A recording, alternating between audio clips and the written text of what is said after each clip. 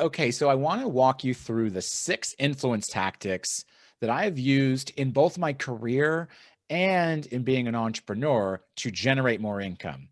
So whether you're an individual looking to get a new job or negotiate for a promotion, or if you're a small business owner looking to generate more sales, knowing how to leverage these 6 influence tactics will translate into generating more income and revenue for yourself. This is from a book that I think is incredible for any business owner, employee, or salesperson to read. It's called Influence, The Psychology of Persuasion by Robert Cialdini. He's a professor and he really has dissected very well these 6 most common influence tactics. So the first influence tactic is what's called commitment and consistency. And this principle basically means that you must save face and stay consistent with your commitments if you've made your commitments public. If you made a public declaration, you will be compelled and motivated and incentivized to stay consistent with your commitments if they are public or made to an individual. If they're private commitments, you don't really have to follow through on them, or at least there won't be consequences directly seen by others. Commitment and consistency is very powerful in motivating people to follow through on something they've made a commitment to.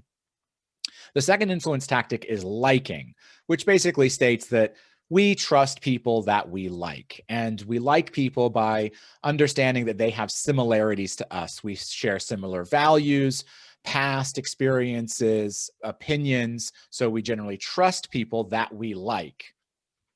The third is authority. We have an expectation in our society that people who are deemed experts are believable and trustworthy. If someone has earned the designation of an expert in a particular area, their recommendations, their opinions, their suggestions are more believable and trustworthy than non-experts. The other one is social proof. If people like me are doing it, it must be okay. It's like when your mother asked you, well, if all your friends were jumping off of a cliff, would you be doing it too? Yes, you probably would, because they're like you. And so if they're doing it, it must be okay for you to do. Social proof is very powerful in signaling to people that who have done business with you that if they're like your target client, they should say yes and move forward and work with you. Scarcity, very commonly understood influence tactic that you want what you can't have. If it's in scarce supply, and people want it, it will create even more desire to go after and get something. And the 6th and final one is reciprocity. I scratch your back, you scratch mine. These are the 6 influence tactics, and they can be applied in so many creative ways in sales, marketing, and career development. Now, I want to shift gears to talk about how I use these influence tactics in my career to make $451,000 in 1 year of earnings. Now, I'm excited to share this with you because I think it really does pull back the curtain on how negotiating for raises, bonuses, and equity, if you are in your career, is so essential for adding up and accumulating to a big kind of year like I had several years ago. So let me throw out a few caveats here because this is a big number for many people. And I want to make sure I break it down and be very clear about it and then train you on how I used influence to actually generate this income.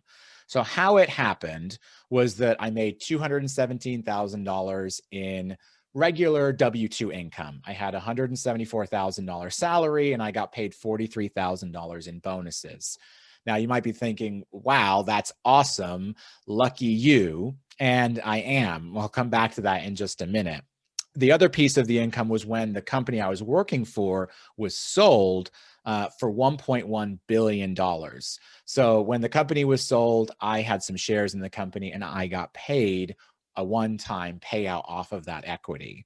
Now, some of the caveats that are really important to state here that I know are true is that I know I am a white man with many privileges and advantages that have been afforded to me. So I know that my starting point when it came to entering my career helped me get to this place a lot faster than other people do. Now, even with those advantages, this took 10 years of me working diligently in my career to actually reach this high watermark. I was very specialized and niche in a particular industry.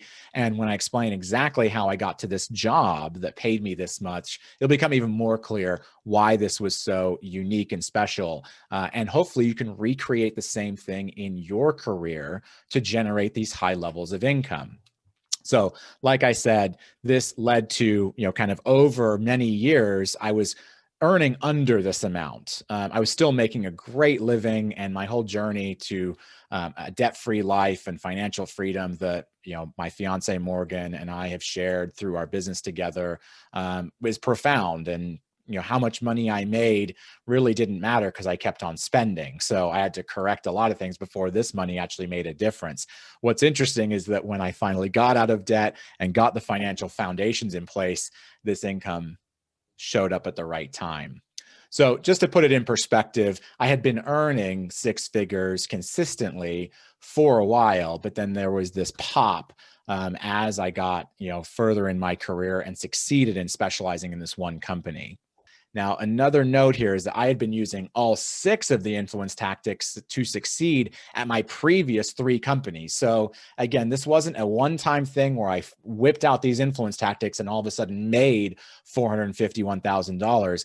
I applied these six influence tactics to my career over many, many years. But when I was approaching this employer and negotiating for this position and salary, here are the influence tactics I used. The one big one was authority.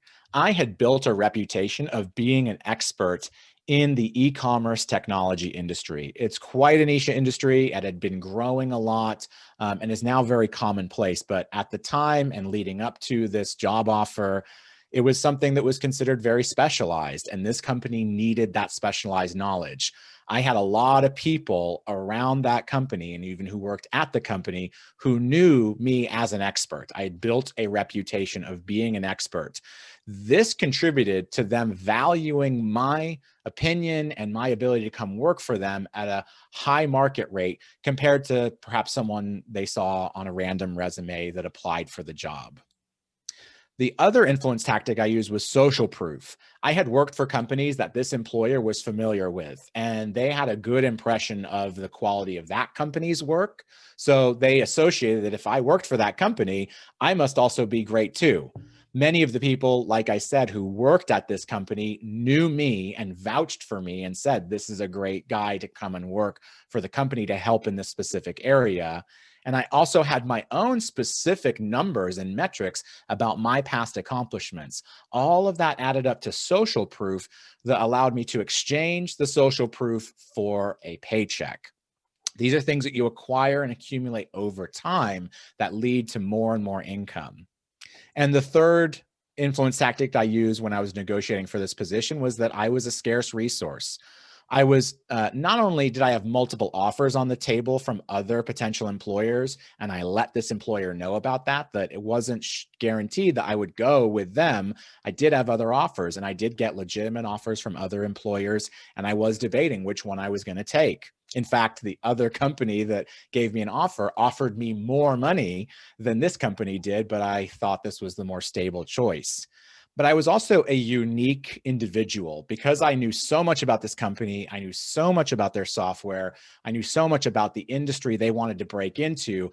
I was in a very unique position. I had very specialized and qualified skills. And I think those are some of the principles that I want you to draw out of negotiating for a salary increase or a raise, is that you need to build your own authority. You need to build your own social proof, and you need to build your own scarcity or specialization if you really want to make these higher levels of income. Now, to take a step back, I want to give you a couple of pieces of advice on how to use influence tactics generically in salary negotiation or when you get a job offer. My situation was unique because it had accumulated over many years of working in one industry. But over time, you can start to build towards these higher level positions. So with respect to commitment and consistency, It's important that when you're negotiating for a raise or a promotion or a job offer, to look up the employer's core values and mission statement on their website. Somewhere on their website, they'll tell you that they care about their employees. If you're not getting the right kind of response in a salary negotiation, you can hold them accountable to what they've publicly declared about their value of their employees. And if they're not willing to entertain the right kind of raise based on the price of the job that you're going for, then maybe they're not being consistent with their values. That can be enough to get people to come to the table to negotiate with you. Liking is also very important. I'm not talking about schmoozing or sucking up to your boss. I'm just talking about spending more time with your boss or the department heads so that you can make those kinds of connections that are authentic. You don't have to pretend to be something you're not. You need to connect on the things you have in common with your boss or with your department so that they can understand that you're likely a good person for the job. That is the nature of the game in business because we're dealing with human beings. Expert designations and reputation go a really long way. So if you can be public in the industry as an expert, or your colleagues say that you're an expert in this field, or someone else who's vouching for you as you apply for a job can say this person's an expert in this, they know their stuff, that can really make a difference in you getting the kind of salary you want. It's also important on your resume to capture specific metrics about your performance and contributions and be willing to share how you accomplish them. That social proof can give you a lot of credibility when you're negotiating for a job offer. With respect to scarcity, like I mentioned in my example, having multiple offers is a game changer in putting you in the driver's seat of negotiating for a raise or a promotion. If you have multiple offers on the table, or it's very clear to your employer or future employer that you could get other offers, even if they're not as good as what this company will offer, it's likely that they'll be more incentivized to give you what you're asking for or get close to it. Knowing that they might lose you is very motivating for many employers. Another tactic you can use here is to set a deadline for when negotiations will need to end or you'll move on. You need to know what your red lines are. You need to stay consistent with them once you make them. But there needs to become a certain point that if after 30 days or 60 days, or if you're going to give it a year and you haven't really gotten what you're looking for and you're not satisfied, you need to move on, whether that's transferring to a different department, moving on to another team, or leaving the company entirely. You need to be ready to move on if you're not getting what you want. And ultimately, that can usually force the issue and you actually get something better out of it than you would have if you did nothing. The sixth one is quite an advanced technique using reciprocity. It's called reject and retreat. And it's a kind of a higher level IQ application of reciprocity. Basically, what this technique means is that you will make an offer to your employer that you know they will reject. So you make an offer that you know they will reject. It's not so ridiculous that you lose all credibility, but it's asking for that little bit too much that they can say no to, and then you retreat back to your ideal position. So often this looks like asking for 10 to 20% more in your salary negotiations than you want or would accept, and giving the employer something to say no to, whether that's you want equity in the company or shares or stock in the company, and they're not going to give that to you right away. They reject that, but you get the salary you want. Or you ask for really great perks, but they're not really going to give them to you. They feel comfortable rejecting those, but you retreat back to ultimately the salary you want. That in and of itself, in the actual conversation back and forth, talking about numbers, can land you often more than you would get if you were just to straight up accept their offer. How to use influence tactics in your business. If you're a small business owner, you're a badass business builder, and you want to see your revenue go up, looking at these 6 influence tactics through the lens of sales and marketing can help you slightly alter how you're presenting yourself and lead to more sales and lead to more revenue. So let's look at each one by one. Commitment and consistency. One thing I recommend to my clients often is to have your clients or customers make verbal commitments that are consistent with what your service delivers. So sometimes this can look like in a sales conversation or in a casual conversation with someone who might be a potential client of yours. You could ask them a very simple question. If I could show you how to make more money, would you want to take action on it? That rhetorical question that has them naturally say yes creates a standard, it creates a commitment that they will then want to be consistent with moving forward. Other examples of commitment and consistency in marketing involve encouraging people on social media to share their money achievement goals or share their weight loss goals. When you create a public commitment, you're more motivated to stay consistent with it. So having your clients do this can often keep them on the path when they might get dissuaded or discouraged at certain points along their journey.